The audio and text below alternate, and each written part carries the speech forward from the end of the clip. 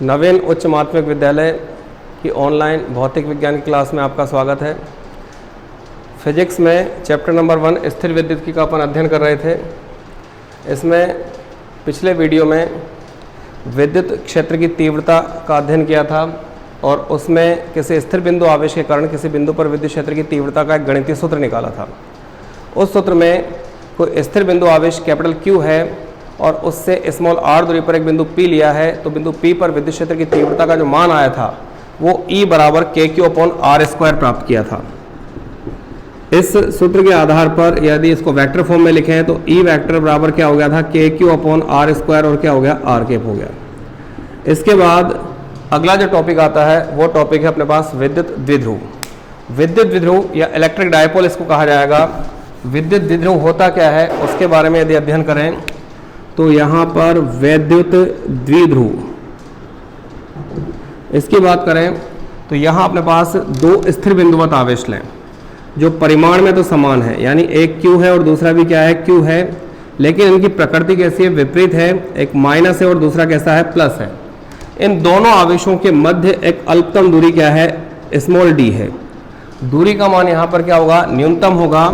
तो इस प्रकार के आवेशों का जो युग्म यहाँ पर बनेगा, इस युग्म को क्या कहेंगे अपन, विद्युत द्विध्रुव कहेंगे। तो इसकी परिभाषा क्या हो जाएगी, दो स्थिर बिंदुवत आवेश जो परिमाण में समान और प्रकृति में कैसे हों, विपरीत हों, और दोनों आवेश एक दूसरे से अल्पतम दूरी पर क्या हो, विद्यमान हों, तो आवेशों के इस युग्म को क्या कहा जाएगा, विद्युत द्विध्रुव कहा जाएगा। यहाँ आवेशों के परिमाण समान है और दूरी का मान क्या है, अल्पतम है। तो दूरी के अल्पतम होने की तीन कंडीशंस यहाँ पर दर्शाई जा सकती है। पहली कंडीशन क्या होगी कि जैसे अपने पास एक -Q आवेश है, इसका विद्युत क्षेत्र इस गोले तक सीमित मान है। दूसरा अपने पास क्या है, +Q आवेश है, इसका विद्युत क्षेत्र इस गोले तक सीमित मान है। ये दो स्थिर बिंदुवत आवेश हैं। अब इस केस में दोनों बिंदुवत आवेशों के बीच की दूरी क्या हो गई, d हो गई। लेकिन इस दूरी d को न्यूनतम कहना यहाँ पर संभव नहीं होगा, क्योंकि -Q का विद्युत क्षेत्र यहाँ तक सीमित है, +Q का विद्युत क्षेत्र यहाँ तक सीमित है। इसके इस वाले भाग में कोई विद्युत क्षेत्र उपस्थित नहीं होगा, तो यहाँ दूरी का न्यूनतम होना भी संभव नहीं होगा। यानी इस प्रकार की जो युग्म है, इस युग्म को विद्युत द्विध्रुव के रूप में जानना या उसके विद्युत द्विध्रुव कहना भी संभव नहीं होगा। इसके बाद दूसरी कंडीशन देखें, जैसे -Q है, इसका विद्युत क्षेत्र यहाँ तक सीमित है। ये दूसरा अपने पास क्या हो गया, +Q हो गया, और इस +Q का विद्युत क्षेत्र इस गोले तक क्या है, सीमित है। तो ये अपने पास क्या हो गया, +Q हो गया। अब यहाँ से इन दोनों के बीच की दूरी d है, ये दूरी d है। तो यहाँ पर -Q के विद्युत क्षेत्र का गोला और +Q के विद्युत क्षेत्र का जो गोला है वो एक दूसरे को अतिव्यापित या ओवरलैप कर रहे हैं। इस अतिव्यापन क्षेत्र के कारण यहाँ पर -Q और +Q आवेश दोनों एक दूसरे को क्या कर लेंगे, आकर्षित कर लेंगे, और आकर्षण के केस में इनके बीच की दूरी का जो न्यूनतम मान है वो लगभग क्या हो जाएगा, 0 हो जाएगा। यानी इनके बीच की दूरी का जो न्यूनतम मान d है वो यहाँ पर भी संभव नहीं होगा, और इस प्रकार की जो युक्ति होगी, इस युक्ति को भी विद्युत द्विध्रुव कहना संभव नहीं होगा। तीसरा केस क्या होगा कि जैसे अपने पास -Q आवेश है, इसका विद्युत क्षेत्र इस गोले तक सीमित है। ये दूसरा गोला है जहां पर ये अपने को +Q आवेश का विद्युत क्षेत्र इस गोले तक सीमित है। इन दोनों के बीच की दूरी को क्या कह सकते हैं अपन, d कह सकते हैं, न्यूनतम दूरी होगी। यहां पर यह कह सकते हैं कि -Q का विद्युत क्षेत्र जैसे ही खत्म होता है वैसे ही +Q का विद्युत क्षेत्र क्या हो जाएगा, प्रारंभ हो जाएगा। और यहाँ पर इस प्रकार की जो दोनों स्थिर बिंदुवत आवेश -Q और +Q है, उनके बीच की दूरी का मान भी क्या होगा, न्यूनतम होगा। यानी इस युक्ति को विद्युत द्विध्रुव कहना संभव होगा। यहाँ पर दूरी न्यूनतम नहीं होगी, यहाँ दूरी का मान लगभग क्या हो जाएगा, 0 हो जाएगा, और यहाँ दोनों स्थिर बिंदुवत आवेशों के मध्य की दूरी का मान क्या होगा, न्यूनतम प्राप्त होगा। तो परिमाण में समान और प्रकृति में विपरीत दो आवेश एक दूसरे से अल्पतम या न्यूनतम दूरी पर क्या हो, उपस्थित हो, तो आवेशों के इस प्रकार की युग्म को क्या कहा जाएगा, विद्युत द्विध्रुव के नाम से जाना जाएगा। ये हो गया अपने पास विद्युत द्विध्रुव। इसके बाद जो अगला टॉपिक है वो आता है अपने पास विद्युत द्विध्रुव आघूर्ण या द्विध्रुव आघूर्ण भी इसको कहा जाता है। तो विद्युत द्विध्रुव आघूर्ण या द्विध्रुव आघूर्ण की अपन बात करें तो यहाँ पर अगला जो टॉपिक है वो है अपने पास वैद्युत द्विध्रुव आघूर्ण। वैद्युत द्विध्रुव आघूर्ण या द्विध्रुव आघूर्ण की यदि बात करें तो द्विध्रुव आघूर्ण का सीधा सा मतलब क्या होगा कि विद्युत द्विध्रुव में दो आवेश हैं, एक माइनस है, दूसरा क्या है, प्लस है, परिमाण में समान, प्रकृति में विपरीत दोनों आवेश, और दोनों आवेशों के बीच की न्यूनतम दूरी क्या है, अपने पास स्मॉल d है। तो विद्युत द्विध्रुव आघूर्ण में द्विध्रुव में आवेश का परिमाण Q लें और दोनों आवेशों के बीच की न्यूनतम दूरी क्या लें, D लें। तो इस कंडीशन में इन दोनों का जो गुणनफल होगा वो गुणनफल यहां पर विद्युत द्विध्रुव आघूर्ण कहलाएगा। विद्युत द्विध्रुव आघूर्ण को कैपिटल P के द्वारा व्यक्त करेंगे। ये एक सदिश राशि है, तो यहां पर P वेक्टर बराबर क्या हो जाएगा, Q और क्या हो जाएगा, D वेक्टर। ये विद्युत द्विध्रुव आघूर्ण होगा, यानी किसी विद्युत द्विध्रुव में आवेश का परिमाण क्या हो गया, Q हो गया, और दोनों स्थिर बिंदुवत आवेशों के बीच की दूरी क्या हो गई, स्मॉल d हो गई। तो इनका जो गुणनफल होगा उस गुणनफल को यहां पर विद्युत द्विध्रुव आघूर्ण के नाम से जाना जाएगा। यानी किसी विद्युत द्विध्रुव में आवेश के परिमाण और आवेशों के बीच की दूरी का जो गुणनफल है उस गुणनफल को ही विद्युत द्विध्रुव आघूर्ण कहेंगे। और विद्युत द्विध्रुव आघूर्ण को कैपिटल P के द्वारा व्यक्त करेंगे। ये एक सदिश राशि है, सदिश राशि है, तो इसकी जो दिशा होगी वो दिशा द्विध्रुव के -Q आवेश से किधर होगी, +Q आवेश की ओर होगी। यानी यहां पर यदि विद्युत द्विध्रुव आघूर्ण की दिशा की यदि बात करें तो यहां P वेक्टर की जो दिशा होगी वो द्विध्रुव के -Q से +Q आवेश की ओर होगी।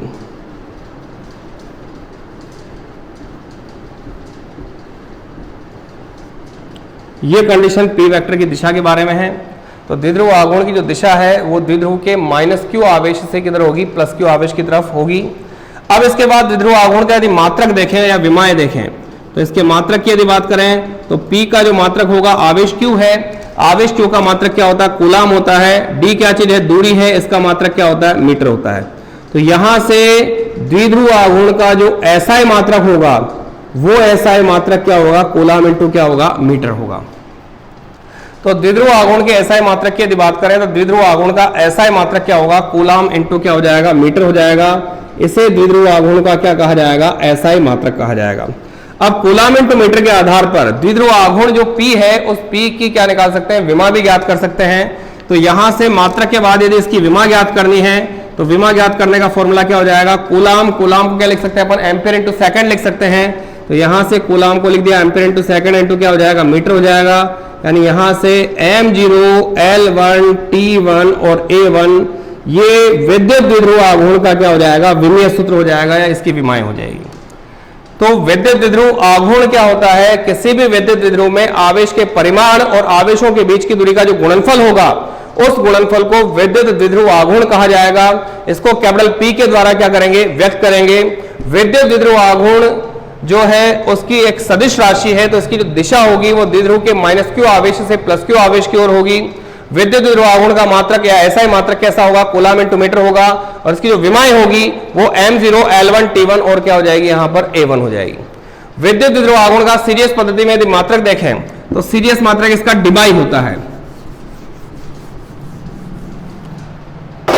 विद्युत द्विध्रुव आघूर्ण यानी P जो है, P का CGS मात्रक जो होगा वो CGS मात्रक क्या होगा, यहां पर डिबाई होगा, जिसको कैपिटल D के द्वारा क्या करेंगे, व्यक्त करेंगे। और एक जो डिबाई होता है उस एक डिबाई में 3.3 गुणा 10 की घात -30 कूलाम इंटू क्या होंगे, मीटर होंगे। तो यहां पर एक डिबाई में 3.3 गुणा 10 की घात -30 कूलाम इंटू क्या होते हैं, मीटर होते हैं। यहां कूलाम का जो C होगा उसको कैपिटल से लिखेंगे और मीटर का जो M होगा उसको स्मॉल से लिखेंगे। तो ये कूलाम इंटू मीटर बनेगा। यदि C स्मॉल से लिख दिया, M स्मॉल से लिख दिया तो ये सेंटीमीटर बन जाएगा। यानी ये जो होगा इसको लिखा जाएगा कूलाम इंटू क्या लिखेंगे, मीटर, और स्मॉल C और स्मॉल M लिख दिया है तो ये जो कंडीशन होगी इसे क्या कहा जाएगा, सेंटीमीटर कहेंगे। वास्तविकता में द्विध्रुव आघूर्ण का जो मात्रक होगा वो कूलाम इंटू क्या होगा, मीटर होगा। तो ये हो गया अपने पास विद्युत द्विध्रुव आघूर्ण। अगला जो टॉपिक आता है इसमें वो है अपने पास आदर्श विद्युत द्विध्रुव या बिंदु विद्युत द्विध्रुव। तो यहां पर अगला टॉपिक है आदर्श विद्युत द्विध्रुव या बिंदु विद्युत द्विध्रुव। तो अगला टॉपिक आएगा अपने पास आदर्श कह दें या इसको कह दें अपन बिंदु विद्युत द्विध्रुव। आदर्श या बिंदु विद्युत द्विध्रुव की यदि बात करें तो एक अपने पास विद्युत द्विध्रुव है, इसका एक आवेश -Q है, दूसरा आवेश +Q है। दोनों के बीच की दूरी कितनी है, स्मॉल d है, अल्पतम दूरी है। तो यहां पर एक विद्युत द्विध्रुव होगा या एक ऐसा विद्युत द्विध्रुव होगा जिसमें आवेश का जो परिमाण है वो तो अनंत की ओर अग्रसर हो। आवेश का परिमाण तो क्या हो, अनंत की ओर अग्रसर हो, और आवेशों के बीच की दूरी स्मॉल d जो है वो 0 की ओर अग्रसर हो। तो तो ये मान शून्य की ओर अग्रसर हो। तो इस प्रकार का जो विद्युत द्विध्रुव होगा उस विद्युत द्विध्रुव को क्या कहा जाएगा? आदर्श विद्युत द्विध्रुव या बिंदु विद्युत द्विध्रुव के नाम से इसको जाना जाएगा। तो कंडीशन क्या हो गई? यहां पर एक ऐसा विद्युत द्विध्रुव होगा जिसमें आवेश का परिमाण अनंत की ओर अग्रसर हो और आवेशों के बीच की दूरी का मान क्या हो? शून्य की ओर अग्रसर हो। तो इस प्रकार के विद्युत द्विध्रुव को क्या कहेंगे अपन? आदर्श विद्युत द्विध्रुव या बिंदु विद्युत द्विध्रुव के नाम से इसको जाना जाएगा।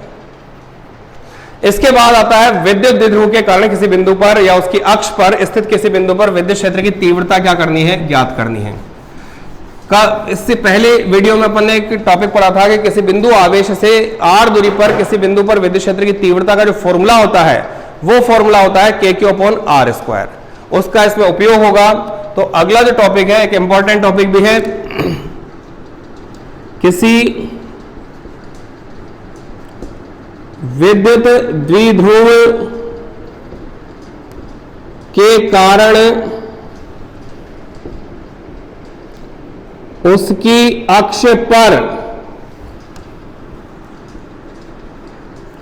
स्थित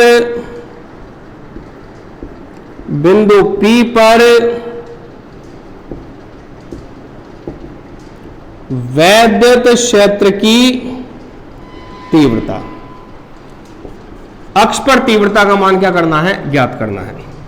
तो प्रोसेस क्या होगा? यह अपने पास एक विद्युत द्विध्रुव हो गया, ये माइनस क्यू आवेश, ये प्लस क्यू आवेश और ये दोनों के बीच की दूरी क्या हो गई? d। इसे कहेंगे अपन विद्युत द्विध्रुव।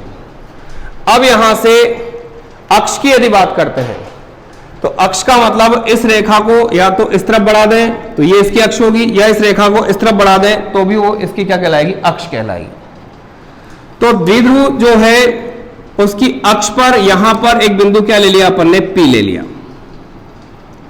बिंदु P द्विध्रुव की अक्ष पर है। ये द्विध्रुव का मिड पॉइंट हो गया। इस मिड पॉइंट को नाम क्या दे दिया? O दे दिया।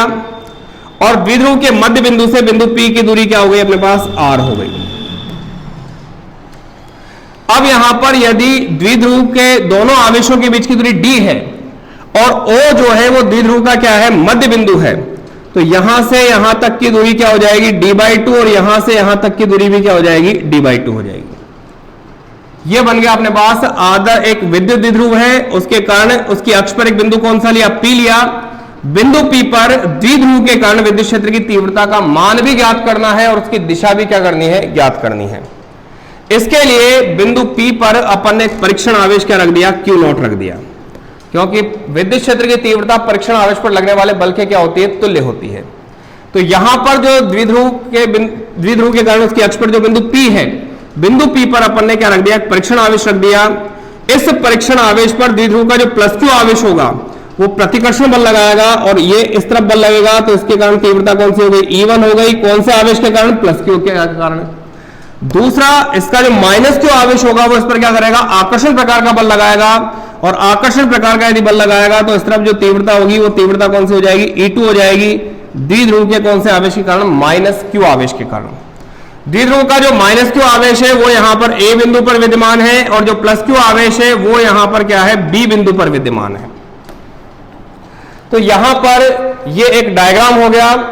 इसमें क्या कर सकते हैं? विद्युत द्विध्रुव की सहायता से उसकी अक्ष पर स्थित बिंदु P पर विद्युत क्षेत्र की तीव्रता का व्यंजक क्या करना है? ज्ञात करना है।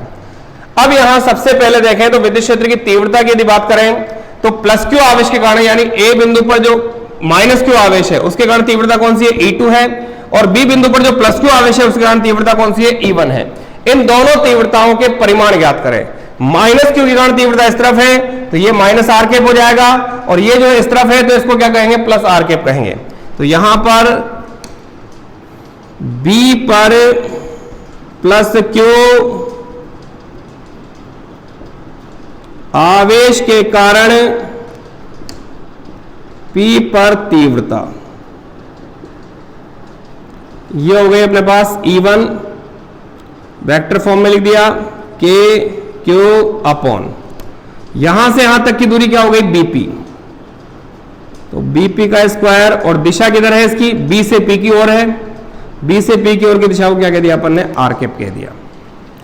BP यदि निकालना है तो यहां से O से लेकर P तक की दूरी कितनी है, R है, और O से लेकर B तक की दूरी कितनी है, D/2 है। तो R में से D/2 को क्या कर देंगे, घटा देंगे। तो यहां से चूंकि BP बराबर, ये BP दूरी है, OP, यहां से यहां तक की दूरी OP हो गई, माइनस क्या कर दिया, OB कर दिया। तो BP बराबर क्या हो जाएगा, R माइनस D/2। इस आधार पर अपने को E1 वेक्टर प्राप्त हो जाएगा, और E1 वेक्टर क्या आएगा, KQ अपॉन में R माइनस D/2 का स्क्वायर, और क्या आ जाएगा, R कैप। इसको इक्वेशन नंबर क्या कह दिया अपन ने, 1 कह दिया। इसके बाद की कंडीशन देखें, द्विध्रुव का कौन सा आवेश है, -q आवेश जो A बिंदु पर है। तो यहां पर A पर -q के कारण P पर तीव्रता। अब A बिंदु पर कौन सा आवेश है, -q है, तो यहां से तीव्रता कौन सी होगी, E2 वेक्टर होगी। तो यहां से इसको वेक्टर फॉर्म में लिखा, तो E2 वेक्टर के चिन्ह कौन सा आ गया, माइनस आ गया, और नीचे दूरी क्या हो गई, A से लेकर P तक की दूरी है, तो यहां पर क्या कर दिया, AP स्क्वायर, और यहां भी क्या लगा दिया, R कैप लगा दिया। अब इसके बाद यहां AP का मान निकालना है। तो AP का मान ज्ञात करने के लिए AP बराबर क्या हो जाएगा, AO प्लस क्या हो जाएगा, OP। तो यहां से AP ये क्या हो गया, D/2, और ये क्या हो गया, R, यानी AP का मान आएगा R प्लस D/2। तो यहां से अपन ने E2 वेक्टर निकाला, तो E2 वेक्टर बराबर -KQR कैप, और ये आ जाएगा R प्लस D/2 का क्या हो जाएगा, स्क्वायर। ये समीकरण नंबर क्या आ गया, 2 आ गया। अब अपन ने द्विध्रुव के +q और -q दोनों आवेशों के कारण बिंदु P पर विद्युत क्षेत्र की तीव्रता के सदिश फॉर्म को ज्ञात कर लिया है। परिणामी तीव्रता बिंदु P पर निकालनी है, तो दोनों जो सदिश फॉर्म है इनको परस्पर क्या कर दें, सदिश योग कर दें। तो इनका सदिश योग करने के लिए विद्युत द्विध्रुव के कारण उसके अक्ष पर स्थित बिंदु P पर विद्युत क्षेत्र की तीव्रता की जो परिणामी तीव्रता आएगी, तो परिणामी तीव्रता का मान ज्ञात करने के लिए अतः P पर परिणामी तीव्रता क्या आ जाएगी, E वेक्टर बराबर E1 वेक्टर प्लस क्या हो जाएगी, E2 वेक्टर। अब दोनों के मान रख दें, तो मान रखेंगे तो यहां से क्या आएगा, E vector KQR cap upon R minus D/2 का स्क्वायर। ये E1 वेक्टर का मान रख दिया। E2 वेक्टर का मान हो जाएगा KQR कैप और R प्लस D/2 का क्या हो जाएगा, स्क्वायर हो जाएगा। अब यहां से KQR कैप कॉमन आ रहा है, तो इसके बाद इसको यदि सॉल्व करें तो यहां से E वेक्टर बराबर KQR कैप कॉमन लिया, यहां से बचेगा अपने पास 1/R माइनस D/2 का square minus 1/R plus D/2 का क्या बचेगा, होल स्क्वायर बचेगा। अब ये दोनों लघुत्तम आ जाएंगे, तो यहां से क्या आ जाएगा, E वेक्टर बराबर KQR कैप, दोनों लघुत्तम आ गए, तो R माइनस D/2 का स्क्वायर और R प्लस D/2 का स्क्वायर। ये वाला पद इधर आ जाएगा और माइनस में ये वाला पद इधर चला जाएगा, तो यहां से क्या आ जाएगा, R प्लस D/2 का स्क्वायर माइनस में R माइनस D/2 का क्या हो गया, स्क्वायर हो गया। यहां से इन दोनों को एक साथ लिखकर उसके ऊपर होल स्क्वायर लगा दें, तो यहां से E वेक्टर बराबर क्या आएगा, KQR कैप, यह आ जाएगा R माइनस D/2 और R प्लस D/2 और इसका क्या हो गया, स्क्वायर। यहां से इसका होल स्क्वायर खोल दें, तो होल स्क्वायर खोलने पर क्या आएगा, R square plus D²/4 plus 2R D/2 और फिर minus R square plus D²/4 minus 2R D/2। इसके बाद R माइनस D/2 और R प्लस D/2, तो ये मिलकर क्या बन जाएगा, R स्क्वायर माइनस D²/4 हो जाएगा। तो यहां से आ जाएगा E vector KQR cap upon R square minus D²/4 का क्या हो गया, होल स्क्वायर हो गया। यहां से इसको हल करा तो यह आएगा r square plus d square by 4 plus 2 से 2 कैंसिल, तो क्या रह गया आर डी, माइनस से गुणा किया तो minus r square minus d square by 4, 2 से 2 कैंसिल तो माइनस माइनस प्लस, और क्या आ जाएगा आर डी। आर स्क्वायर से आर स्क्वायर कैंसिल हो जाएगा, डी स्क्वायर बाई 4 से डी स्क्वायर बाई 4 कैंसिल हो जाएगा, तो ये आपस में कैंसिल हो गए, आर डी और आर डी क्या रह जाएगा 2 आर डी रह जाएगा। तो यहां से फॉर्म क्या आ जाएगी, ई वेक्टर बराबर के क्यू आर के, नीचे क्या हो गया r square minus d square by 4 का क्या हो गया स्क्वायर, और यहां आ गया अपने पास 2 आर डी। इसके बाद ई वेक्टर बराबर 2 के क्यू डी आर के अपोन में r square minus d square by 4 का क्या हो जाएगा स्क्वायर हो जाएगा। क्यू डी जो होगा उसे अपन कहेंगे विद्युत द्विध्रुव आघूर्ण, जिसको पी के द्वारा क्या करेंगे दर्शाएंगे। तो चूंकि क्यू डी बराबर क्या बन जाएगा पी, तो यहां से ई वेक्टर बराबर 2 k p upon r square, r और है इसमें 2 k p upon r square minus d square by 4 का क्या हो जाएगा स्क्वायर, और ये आर और ये क्या हो गया आर के। अब यहां देखें तो आर का जो मान है वो डी की तुलना में अधिक है, तो चूंकि आर इज ग्रेटर देन क्या होगा डी, तो आर स्क्वायर ग्रेटर देन क्या हो जाएगा डी स्क्वायर बाई 4, तो आर स्क्वायर की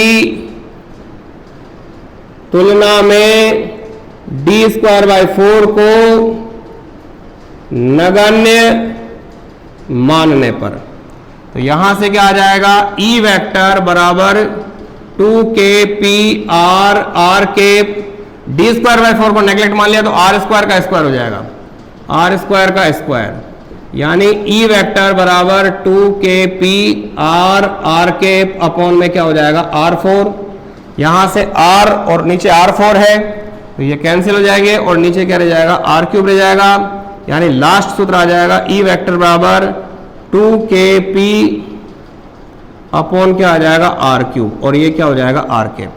पी आर के पी वेक्टर के रूप में क्या करेंगे इसको शो कर देंगे, पी आर के को यहां पर, तो ये आ जाएगा 2 के पी वेक्टर अपॉन क्या हो जाएगा आर क्यूब। ये है विद्युत द्विध्रुव के कारण उसकी अक्ष पर स्थित किसी बिंदु पर विद्युत क्षेत्र की तीव्रता। तो किया क्या है इसमें, सबसे पहले एक विद्युत द्विध्रुव लिया है जिसके ए बिंदु पर माइनस क्यू आवेश है, जिसके बी बिंदु पर प्लस क्यू आवेश है, दोनों आवेशों के बीच की दूरी क्या है डी है, विद्युत द्विध्रुव का मध्य बिंदु क्या है ओ है, मध्य बिंदु ओ से द्विध्रुव की अक्ष पर आर दूरी पर एक बिंदु कौन सा लिया पी लिया, तो यहां पर ए ओ दूरी डी बाई 2 हो जाएगी, ओ बी दूरी डी बाई 2 हो जाएगी, और ओ से लेकर पी तक की दूरी क्या होगी स्मॉल आर होगी। बिंदु पी पर यदि विद्युत क्षेत्र की तीव्रता ज्ञात करनी है तो बिंदु पी पर यहां पर एक परीक्षण आवेश क्या रख दिया क्यू नॉट रख दिया, क्यू नॉट पर द्विध्रुव के प्लस क्यू आवेश द्वारा जो लगने वाला बल है प्रतिकर्षण प्रकार का होगा, उसी दिशा में विद्युत क्षेत्र की तीव्रता क्या होगी E1 प्राप्त होगी, और द्विध्रुव के माइनस क्यू आवेश बिंदु जो परीक्षण आवेश क्यू नॉट है उस पर लगने वाला बल क्या होगा आकर्षण प्रकार का होगा, और इस दिशा में विद्युत क्षेत्र की तीव्रता कौन सी हो जाएगी E2 हो जाएगी। सबसे पहले क्या करना है, बी बिंदु पर प्लस क्यू आवेश बिंदु पी पर विद्युत क्षेत्र की तीव्रता का यदि मान निकाला तो यह आएगा E1 वेक्टर बराबर क्या आ जाएगा k q upon BP square, और क्या होगा आर के पाएगा, बीपी का मान यदि निकालना तो ओपी माइनस क्या हो जाएगा ओबी हो जाएगा, यानी बीपी बराबर क्या हो जाएगा आर माइनस डी बाई 2 हो जाएगा। तो यहां से E1 वेक्टर का जो मान आएगा वो E1 वेक्टर बराबर क्या आ जाएगा k q upon r minus d by 2 का होल स्क्वायर, और इनटू क्या हो जाएगा आर के। समीकरण नंबर क्या आ जाएगा 1 आ जाएगा। इसके बाद ए बिंदु पर द्विध्रुव का माइनस क्यू आवेश का है और उसके कारण बिंदु पी पर तीव्रता यदि निकालनी है तो E2 वेक्टर बराबर क्या हो जाएगा के माइनस क्यू अपॉन क्या हो जाएगा एपी का स्क्वायर, और इनटू क्या हो जाएगा आर कैप हो जाएगा। एपी का यदि मान निकालना तो एपी बराबर हो जाएगा एओ प्लस क्या हो जाएगा यहाँ पर ओपी हो जाएगा। तो यहां से एपी बराबर क्या हो जाएगा डी बाई 2 प्लस आर, या आर प्लस क्या हो जाएगा डी बाई 2 हो जाएगा। इस तरह से E2 वेक्टर निकाला तो माइनस के क्यू आर के अपॉन में क्या हो जाएगा आर प्लस डी बाई 2 का क्या हो जाएगा होल स्क्वायर। समीकरण नंबर क्या हो जाएगा 2। इसके बाद इन दोनों तीव्रताओं की यदि परिणामी तीव्रता ज्ञात करनी है तो परिणामी तीव्रता ज्ञात करने के लिए बिंदु P पर परिणामी तीव्रता का मान ज्ञात करने के लिए दोनों तीव्रताओं का सदिश योग कर दें। तो यहां से E वेक्टर बराबर क्या हो जाएगा E1 वेक्टर प्लस क्या हो जाएगा E2 वेक्टर हो जाएगा। यहां से E वेक्टर बराबर क्या होगा k q r cap upon r minus d by 2 का whole square minus k q r cap upon r plus d by 2 का क्या होगा होल स्क्वायर होगा। यहां से इन दोनों में से के क्यू आर कैप क्या आ गया कॉमन आ गया, यहां ब्रैकेट के अंदर रह जाएगा 1 upon r minus d by 2 का square minus 1 upon r plus d by 2 का क्या होगा होल स्क्वायर होगा। इसके बाद यहां से ये दोनों लघुत्तम आ जाएंगे, तो ई वेक्टर बराबर के q r cap upon r minus d by two का square into r plus d by two का स्क्वायर। अब यहां पर क्या हो जाएगा, r plus d by two का स्क्वायर तो इधर आ जाएगा, minus r minus d by two का स्क्वायर क्या हो जाएगा, इस साइड में चला जाएगा। इसको हल किया तो यहां से के क्यू आर केप यहां पर r minus d by two into r plus d by two, इसका होल स्क्वायर कर दिया। इसका होल स्क्वायर खोला तो r square minus d r square plus d square by four plus two r d by two, two से two cut जाएगा, फिर minus r square plus d square by four minus two r d by two, two से two यहां भी cut जाएगा। इसको हल करें तो हल करने पर यहां पर इसका स्क्वायर हो जाएगा, आर ई वेक्टर बराबर के q r cap upon r square minus d square by four का होल स्क्वायर।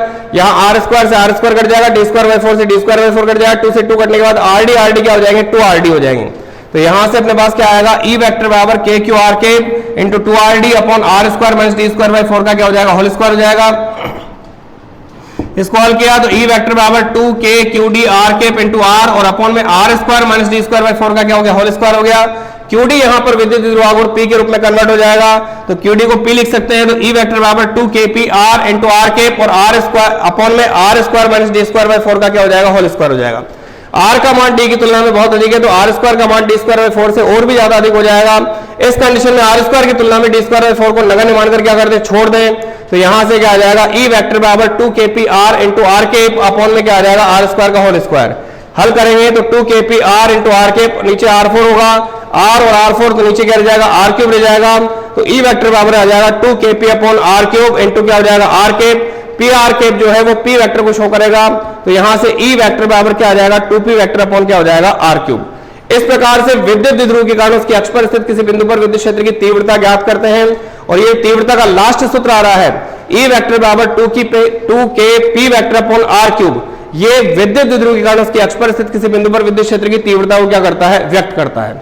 इस प्रकार से विद्युत द्विध्रुव के कारण उसकी अक्ष पर स्थित किसी बिंदु पर विद्युत क्षेत्र की तीव्रता का एक व्यंजक ज्ञात करेंगे, और इस विद्युत क्षेत्र की तीव्रता की जो दिशा होगी वो विद्युत द्विध्रुव आघूर्ण की दिशा में ही होगी, यानी द्विध्रुव के माइनस क्यू आवेश से द्विध्रुव के प्लस क्यू आवेश की तरफ इसकी दिशा होगी। तो परिणामी तीव्रता की दिशा को ज्ञात करने का जो प्रोसेस होगा वो प्रोसेस ये होगा कि यहाँ पर विद्युत क्षेत्र की जो तीव्रता E1 वेक्टर है प्लस क्यू के कारण, तो परिणामी तीव्रता की दिशा भी क्या होगी, यहाँ पर E1 वेक्टर के अनुदिश क्या होगी, प्राप्त होगी।